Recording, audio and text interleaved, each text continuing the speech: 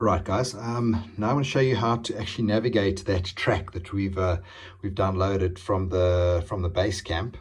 So I'm using eTrex 30. It's got a nice color screen, but you can also do this on an eTrex 10. Works just as well. So we're going to go across to Track Manager, click on it, and here it's going to bring up all the tracks that I have on my unit. So there's a couple from DeVault.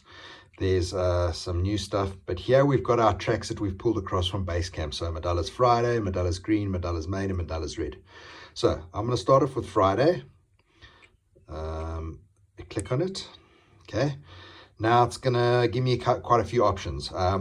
If you just want to navigate the track, you go to View Map. Okay. Then it's going to bring up that whole track. Okay. You push Go.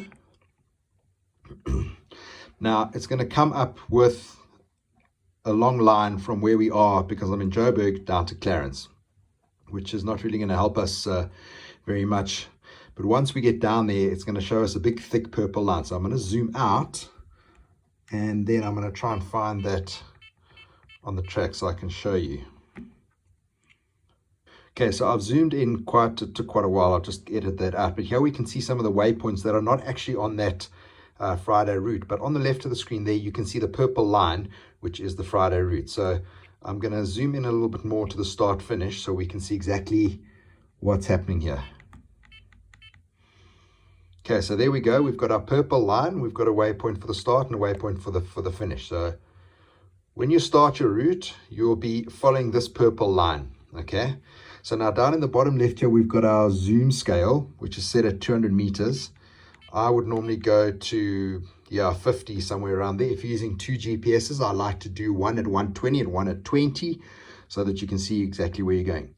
So it's pretty simple, guys. All you do is just make sure you stay on that purple route. One of the biggest mistakes that guys make when they're using GPS is when you figure out that you're a little bit lost, or you stop your bike and you're standing still, the GPS doesn't actually know where it is. So it's disorientated. So it might point that purple line in a different direction. The GPS only really knows exactly where it is when it's moving. So just remember that fact, guys. You need to be moving for the GPS to orientate itself for the satellites, and then it will be able to know exactly where it is.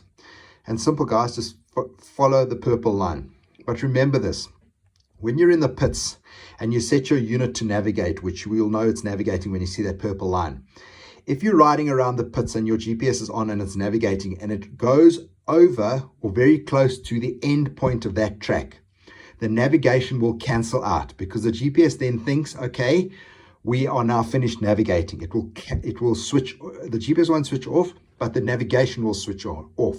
So what I strongly suggest you guys do is to start your navigation when you're in the pits, and then switch your GPS unit off. Start the ride about 50 to 100 meters on the route, and then switch your GPS on. Your purple line will be on the screen again, and you'll carry on staying on your purple line, and that way your route won't switch off. So guys, any questions, hit them. Email me, phone me, whatever. Let's get this ball rolling.